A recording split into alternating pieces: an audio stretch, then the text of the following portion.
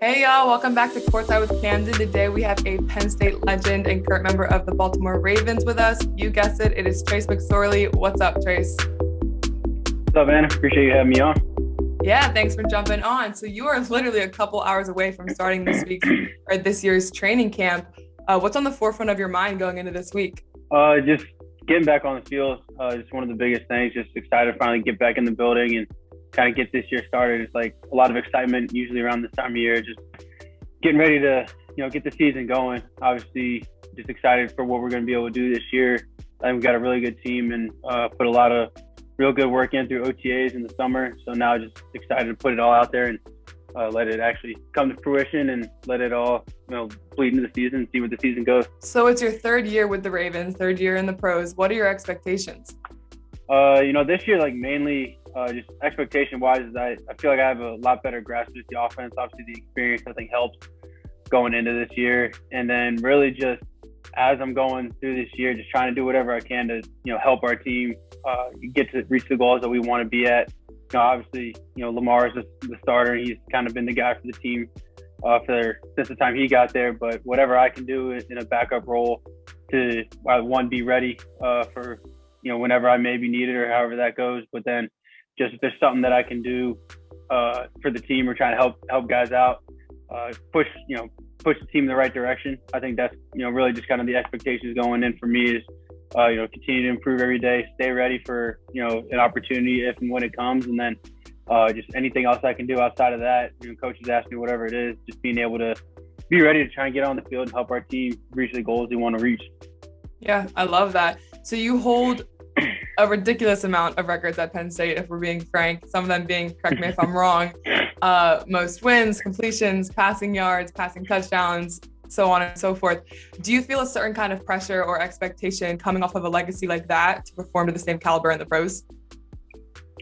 Not really. I think it's different going from college to professional. Like obviously there's, I was able to do some things at Penn State that kind of got me to this level, but then once you get here, it's a completely clean slate. What you did in college doesn't necessarily matter. It's all about, proving what you can do day in and day out. And that's through practices, workouts, and then eventually when you get into games. So, obviously all those records and what we were able to do at Penn State, the wins, the bowl games, all that stuff is great. And it's awesome that, we were able to do that. And, my name is kind of, cemented with a lot of those things back at Penn State. But, I think really a lot of that just only matters in state college, and was able to obviously have a great time there, but I have to kind of carve out a new way for myself now in the professionals. Yeah, and I think that's something that a lot of athletes go through, whether you're coming from high school to college or college to the pros. You're on campus and you're the man, right? Like the people's favorite, yada yada yada. How did you adjust from being the man and being the star of the show to your current role at the Ravens? I think I was able to learn from a lot of guys that were in front of me, and I kind of had the opportunity to be able to be in the third string guy the last few years, be able to sit back a little bit and just take in a lot of it. See how a game week goes, how the preparation is. Being able to watch Lamar, how he carries himself, being able to see Archie 3 and how he carried himself in the backup role. A lot of that for me was just being able to I understood the role I was in, and kind of the depth chart and where I was at, to be able just to kind of sit back and really learn from those guys. And I think that really helped me to kind of understand. So being able to just understand the role I was in, and I think it helped that our coaches were very straightforward and upfront about it. That they were like, hey, this is where we're going. This is how we're going to move forward. This is what we expect out of you. And really laying that out for me, I think really helped me to understand the role I was going into, and really just. My goal every single day the last few years is just continue to improve every single day, getting that 1% better, working after practice, whatever it was, to be able to improve so that when an opportunity does come, I'll be ready for it. 100%. So you work your whole life and you get to college, right? Then you work for your whole college experience to get to the pros. Describe that moment of being drafted to the Ravens and all your dreams coming true. Yeah, no, that draft day definitely was super intense. We had some of my family over. My girlfriend was over there, and we were just sitting there, and we're, just watching the TV, waiting to, for my phone to call. And I think the draft started at like noon, and it just felt like it just took all day. Like couldn't sit down, just kind of kept up, moving around, like trying to trying to keep the emotions light and trying And to the anticipation enjoy of the it. day. Yeah, but then obviously there's the anticipation of it, and then you're starting to watch. It goes like, fourth round, fifth round, then you get into sixth and seventh. Like, it's starting to get down to there's not so many picks left. So now your mind starts thinking about undrafted stuff. How does that all work? And kind of in contact with my agent, trying to figure out what are some options, how that all goes. And then I'm sitting there, and then my phone rings, and it's just like a whole bunch of just emotions, like relief, being let off. Like you said, you work so hard, like from the time you're in high school to get an opportunity in college, and in college to hopefully get an opportunity at a professional level, but then to be drafted, to kind of have a childhood dream, realize it was something that I'd been dreaming about since I was a kid. It was one of those things I really don't remember exactly what was said on the phone. Blacked out. Yeah, I kind of blacked out a little bit, and just I knew what was going on. I knew it was the Ravens that were calling me, and I was able just to kind of hear some of the conversation between our GM and head coach and kind of talk to them. But then hung up the phone with them. My family celebrating with them, and just a whole bunch of everyone that kind of helped me get to that point was there with me. So it was a really cool day. Yeah, that's amazing. I don't think I'll ever hear a draft story and not get chills. It's just so amazing because we genuinely work our whole lives for it. Mm-hmm. Be able to have that one moment. Exactly. So your first year in the NFL, what were the biggest adjustments or differences that you noticed from college to the pros? I think the biggest adjustment I noticed, like, obviously there's a little bit of a speed adjustment, but the biggest one that I noticed was just, kind of what the grind of an NFL season is like. I remember we got into like October and like early November, and usually around that time in college you have like maybe 1 or 2 games left. Mm-hmm. And in the NFL it's like, all right, now you're halfway through the year. Yeah, that's crazy. You still got the second half of your schedule. You're playing games through January, and then the goal obviously is to be playing into February, playing in the Super Bowl. So just seeing, I remember getting to that Halloween type date, and I was like, kind of hit a little bit of a wall. Like, damn, I didn't realize how long the season is. It's just a grind, like day in, day out for so many months. And then so really just being able to go through that, I think that was the biggest change that I noticed. And then really just seeing how much as a quarterback you have to drill down in the preparation of the game plan, from college to professional. It's just, the size of the game plan sheet, like in college it was a little bit big, but front back, none too crazy. But now it's, we go into a game with 300 plus plays, got to know them all basically like the back of our hand, why we're running them, the type of defense we want and what we're going to see, and the adjustments checks and all those kind of things. So really just, seeing the drill down of preparation from college to professional, just how much more detailed it can be. I think that was one of the other things that, I kind of had to adjust through the first few weeks of the season. How important do you think, speaking on like the plays and the film and that side of the game, how important do you think the mental side of sports in general is compared to the physical side? I think the mental side of it, I think there's 2 levels to the mental side. One of it obviously is just studying the game, whether it's basketball, baseball, whatever it is, football, you're studying the game, your opponent, and being able to kind of see these things and have that anticipation so that, you work so hard in the gym, on the court, on the field to train yourself physically. But then if you are thinking slow, you won't be able to react as quickly. You won't be able to perform the way you've been training to perform. So I think that's one of it. And then really just kind of the being able to clear your mind out of everything else. There's a lot, I think you can put a lot of pressure on yourself as an athlete to perform at your highest level. And if you put too much on yourself, again, you just can't perform how you want to perform. So I think, being able to study the game and, know your plays, that you can just go out and just play the game and execute it without thinking too much, not having to, process everything. It just kind of happens naturally.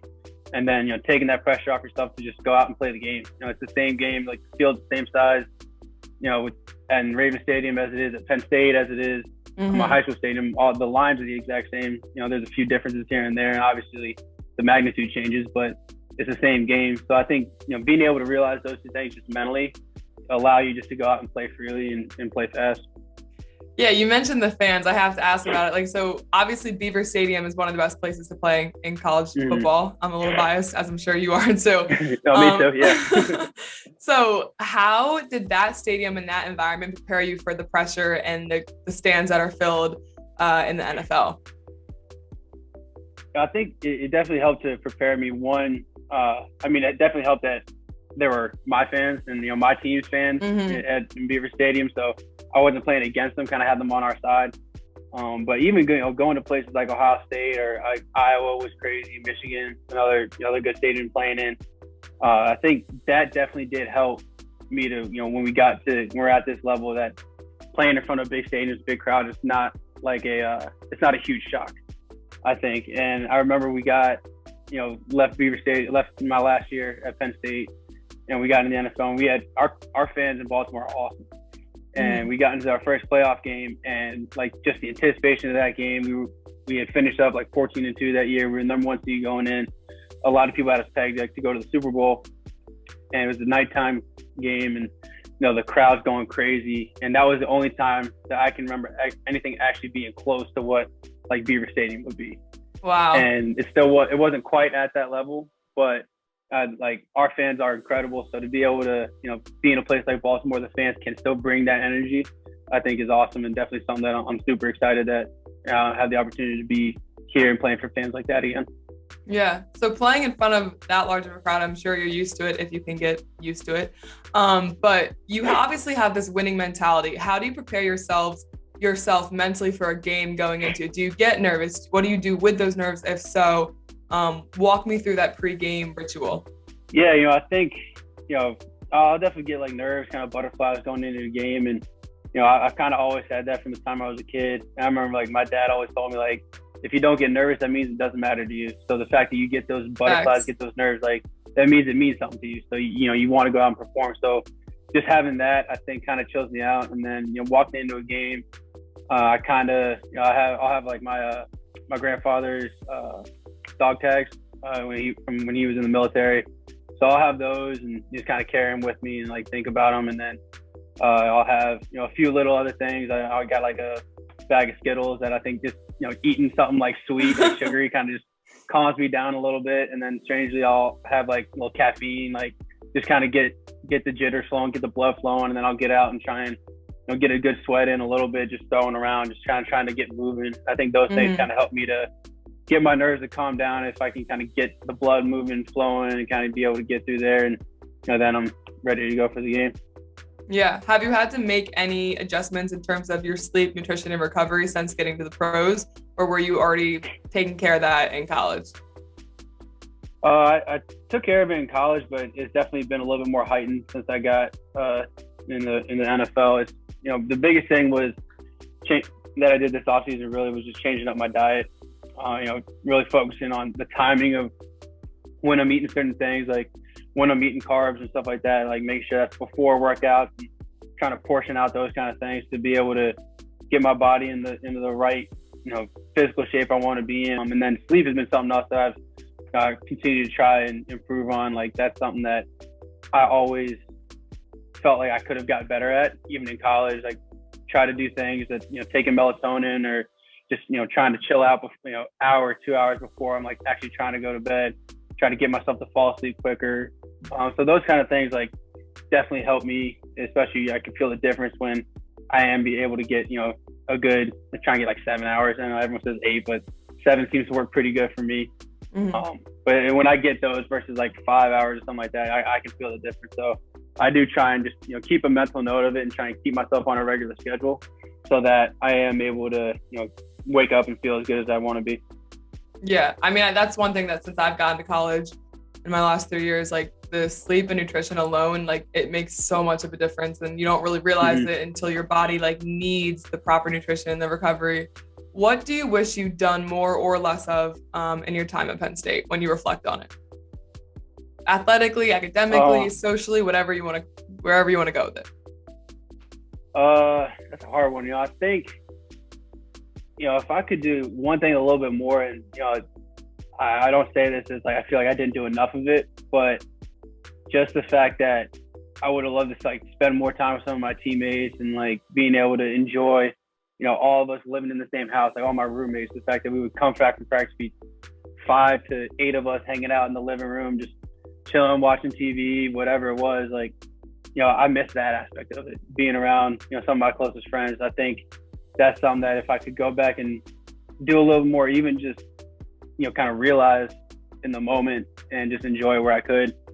Cause you don't get those times back with those guys. So I feel like that's something that I wish I'd been able to do more. And, I think that, everything else I feel like I did. I don't necessarily have regrets about my time at Penn State, but that's one thing that if I could go back and maybe do one other thing a little more, just to, instead of sit back and, watch TV or something like that, go hang out with some of those guys and just enjoy it, play cards, do whatever, like enjoy that kind of camaraderie we're able to have. How is the dynamic with your teammates and the bond you have with your teammates in the NFL different from what it was in college? Yeah, so basically along that same line, we're in the building and it's very similar. Like our chemistry in our locker room is awesome. A lot of the guys on the team are great, and being able to be in the building with guys that are awesome to be around, it kind of makes, like I said, that grind of NFL season, the long days of training camp, it makes it all a lot easier as you go through it all when you're around people that are great to be around. But I think the biggest difference is that, once the final meetings are over, once practice is over, everyone kind of then goes to separate ways. A lot of people have, families, they have kids, wives, they got, other responsibilities they have to go take care of. Mm-hmm. And in college, it was just, you finish up, you would go to training table, all eat together, then you'd all, go back to the house. And like with the crew guys, I always hang out, it was 5 in one house, 5 in another. We lived right across from each other. So at that same time, we'd all be hanging out even afterwards, like into the night. So I think that's just the biggest difference that I've noticed, is that it's, you don't get that time where, you come back and you're all hanging out together again. So I think that's just the biggest difference I've noticed. So you blew up on TikTok when you weren't even on TikTok. You weren't even a member. There was a song, I'm not even sure exactly everything that happened, but walk me through like how that happened and what your reaction to it was. Yeah, so that song had been put out like my senior year at Penn State. It was kind of leading up to the season. Like the dude Matty Fresh did a couple different ones. Like, he did one about Saquon. I think he did another 2 or 3 about other people. But then so I heard it my senior year. I thought it was one-time thing, and got a few good laughs out of it. A couple teammates would play it in the locker room my senior year and have some fun with it. But that was it. And then I remember last fall, I woke up one morning and I had a text from one of the guys that I went to high school with that I hadn't talked to in a while. And he was sending me that video. He's like, dude, have you seen this? And I watched it. I was, got a little chuckle out of it. But that was it. And then I woke up, went to practice, rest of the day was fine. And once I got out of practice, I checked my phone again and my phone was just blowing up. Yeah. It caught wind and went crazy. And I had all these little kids commenting on all my Instagram posts, the lyrics of the song. Oh my God. I was like, this has been out for years. Why is it just now catching on? And then, leave it a week later, it's just got 1 million+ views on YouTube. And Coach Harbaugh actually, his daughter sent it to him. So he played it in a team meeting room. So that was oh my God, incredibly embarrassing. Thank God we all had to wear the masks. I just had my mask on, I put a hood on. I was like, let this be over. And he let the whole song play through, the whole 3-minute YouTube video in front of the entire team. And I'm just sitting there please, just let this be over. We get it. After the first 30 seconds, everyone got a good laugh out of it, and then it got awkward. Yeah. And we're just waiting for it to be cut off and to let it keep rolling. But no, it's been fun. Have you downloaded or made a TikTok since this all happened? I have, yeah. So I do have a TikTok. I don't really post on it that much. I try and do little videos, stuff like that. I don't even post on my Instagram very much. Yeah. So just thinking I should put up a TikTok, and I've really kind of got it as kind of some business marketing stuff. Mm-hmm. Being able to try and do some things here and there with that, and try and utilize it however I can. So it kind of came up, so why not try and capitalize on it where I can? So yeah, exactly. One of the things that did make your Instagram recently was your engagement. Congratulations. Yeah. How'd you pop the Thank question? You. So we went to a local winery back near our hometown in Hamilton, New Jersey. We went to a winery called Renault. And so she wanted, she hates surprises. So she didn't want it to be a straight surprise. So I kind of talked to her about it. We've been together going on 5 years. So we knew this is, we were moving in that direction. And, I obviously, when I was even just looking to get a ring. Like I wanted to get her the right thing, so I Mm-hmm. kind of told her like, all right, why don't you go like figure out what you want? So she sat down with Oh my in her gosh. hometown. Like they went through everything, so she knew it was coming, but she just didn't know when. So, and that's what I want. I wanted to have it be somewhat of a surprise.